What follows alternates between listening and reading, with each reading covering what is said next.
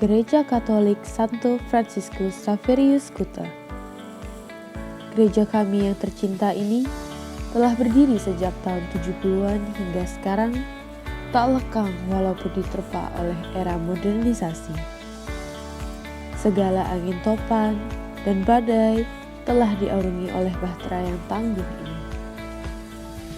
Engkau yang berawal dari sebuah stasi kecil, kini telah bertumbuh dan berkembang, semakin megah dengan segala keagungannya.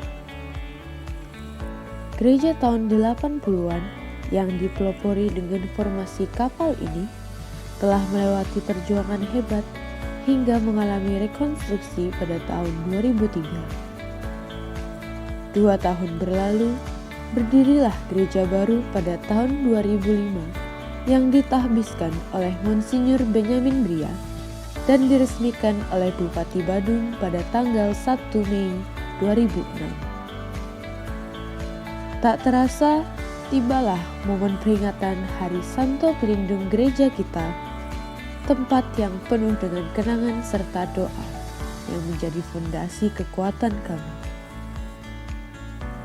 Segala pengharapan dan doa tentunya kami panjatkan untuk keberlangsungan gereja Santo Fransiskus Xaverius Kuta ini agar senantiasa mampu menopang umat-umatnya dengan segala keindahan yang syarat akan makna. Dengan penuh rasa suka kami sampaikan, selamat merayakan Pesta Santo Pelindung Gereja Katolik Santo Fransiskus Xaverius Kuta. Semoga melalui tangan Tuhan kami Yesus Kristus, gereja kita mampu untuk terus menjadi rumah bagi jiwa-jiwa yang penuh kehangatan, rumah yang membawa damai, kegembiraan, dan berkah bagi seluruh umat yang tumbuh di dalamnya.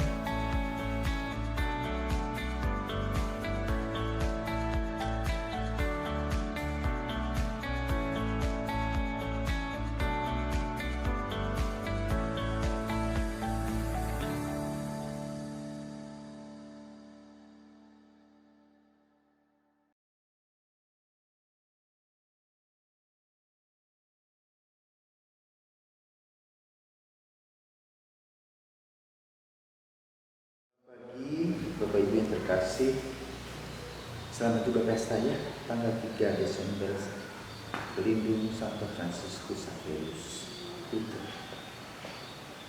Pertama, Santo Fransiskus Xaverius memang cocok menjadi pelindung paroki. Saya ingat ketika suatu hari Monsinyur Benyamin datang mengunjungi paroki, hujan besar. Waktu anak-anak TK Sobradi sudah siap dengan gelar. Dalam hati saya mengatakan begini, awas Santo Fransiskus itu. Kalau tahun depan hujan lagi pada saat perayaan itu, nanti saya ganti pelindungnya jadi Santo Agustinus. Dan sejak saat itu pada tanggal 3 Desember itu biasanya tidak hujan. Maka suatu hari saya kunjungi Santo Ignatius Loyola.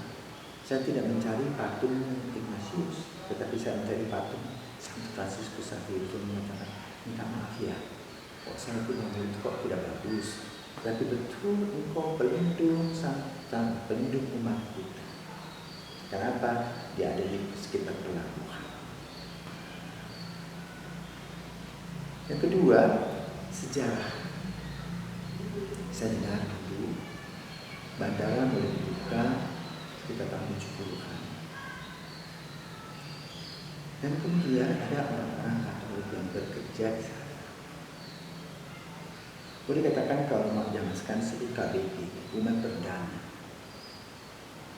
Kemana mereka pada hari Minggu? Mereka pergi ke Santo Yosef di Jalan Kepundu. Pada saat itu kan transportasi tidak seperti sekarang. Tapi mereka mempunyai tekad yang luar biasa. Dan kemudian tekad itu disambut oleh Pater Herman M. Yudhoyono yang waktu bertugas sebagai Ketua Yayasan Swastiastu dan juga bekerja sebagai pastor tentara. Kemudian terjadilah gereja ekumene yang sekarang ada di depan patung Buddha. Yang sekarang saya kira gereja Protestan, di mana di sampingnya ada juga masjid, ada pura. Itu merupakan fasum untuk kehidupan rohani. Dan orang Katolik mendapat hari Sabtu. Yang unik dari Pater Herman Engburi punya pikiran, kalau hari Sabtu misa, lalu di mana ya anak-anak itu ditanamkan nilai hari Minggu adalah hari Tuhan. De facto hari Sabtu mereka misa. Maka kemudian ya bercerita dengan temannya, bermimpi mempunyai lahan, karena sama-sama abri, maka kemudian Pater Herman itu memberi lahan. Sekarang gedung Britania, Jalan Raya sampai ke depan Kartika Plaza. Kemudian dibuatlah gereja kapel kecil dari bongkar pasang. Awalnya kebun kelapa itu hanya dipagar oleh pagar-pagar bambu. Karena umat merasa jauh dari Jalan Kartika Plaza sekarang itu, depan gereja sekarang itu, tembus ke belakang itu kan jauh dengan pohon-pohon kelapa. Maka kemudian mereka membuat pintu dari bambu itu supaya mereka lebih gampang masuk. Itu untuk jalan setapak. Kemudian juga dibuka lagi pintu sebelahnya, jadi utara selatan dibuka, sehingga masyarakat lalu lalang di sana. Awalnya hanya jalan setapak, kemudian dengan sepeda muncul, sepeda motor lagi muncul lebih lebar lagi, mobil muncul maka lebar. Terjadilah sekarang jalan kubuahnya. Nah, ini bagian dari partisipasi umat Katolik kepada masyarakat sekitar. Sesudah itu, Monsignor Vitalis yang memimpin setelah Monsignor Tyson meninggal, lalu Monsignor Vitalis membangun gereja kapal, di mana orang pertama yang berkaitan adalah Pater Korsmit SD. Saat itu juga memerlukan poster Albert datang ke sana, bekerja sampai pensiun. Lalu tokoh-tokoh perdana yang saya tahu ya Pak Opa Samsul, lalu Pak Justin dan Pak Agus, ya, Pak Thomas, nah, pokoknya yang anggota di keluarga depan itu. Kemudian juga Oma polisi itu yang ada di Jimbaran, Oma Rande ya, lagi jalan kaki ke sana. Dan masih banyak lagi yang saya tidak bisa sebutkan namanya satu persatu. Mereka mengalami dan mereka itu dengan sukacita pergi ke gereja. Apalagi setelah mereka punya gereja kapal. Nah, dengan perkembangan pariwisata, ternyata Kuta ini menjadi kota yang besar. Dari desa menjadi kota. Maka diperlukan gereja yang lebih besar. Kemudian pada zaman Dewan Asal bekerja di situ, berkarya di situ, Pak Dewan Asal itu bersama dengan Pak Urbe, Pak Hadi Karyoto, Pak Pamudiana, ya. Mereka membuat panitia untuk pembangunan gereja. Kemudian mau masa tidak, saya berganti ke sana tahun 2001. Selama setahun kami mengumpulkan uang dulu, sampai kemudian mengumpulkan uang 1 miliar. Lalu tanggal 8 September 2002 itu kami mulai memberkati batu pertama. 8 September 2002 dengan harapan bahwa gereja cepat jadi. Lalu dimotivasi umat untuk berdoa orang kerja gereja, tapi di rumah masing-masing.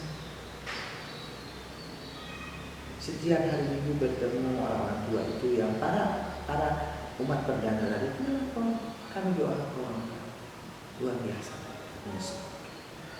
Mereka katakan kami tidak punya uang kok. Tidak punya uang, tidak apa, tapi punya hati untuk mendoa. Inilah yang kiranya perlu juga untuk generasi muda. Bagaimana kalau kita tidak bisa memberi uang, kita bisa mendoakan. Dan doa itu jitu. Kemudian pada bulan Oktober ada bom Bali. Apa yang terjadi dengan Bali? Tidak ada tulis. Kami kemudian mendengar survei dari jalan sampai ke Canggu, tidak ada tulis. Tetapi yang heran itu, uang pembangunan itu selalu ada. Kami dulu waktu membangun gereja itu setiap hari kami berkumpul untuk membuat progres, bagaimana perkembangan, bagaimana keuangan, bagaimana apakah ada yang kurang dan sebagainya. Setiap hari Kamis, semua komitmen. Maka gedung itu terjadi ada dua donatur besar, yang satu memberi dari Bandung 1 miliar, yang satu dari Jakarta juga 1 miliar pada saat. Sementara yang lain membangun luar biasa. Maka gereja itu adalah gereja yang berusaha diberkati. Nah, waktu kami minta surat IMB, kami terkejut. Saya diajak, saya mengajak Pak Kudi.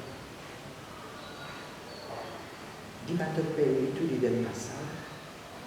Di sana disiapkan juga 2 orang perwakilan dari Banjarnegara dengan Banjaranyar.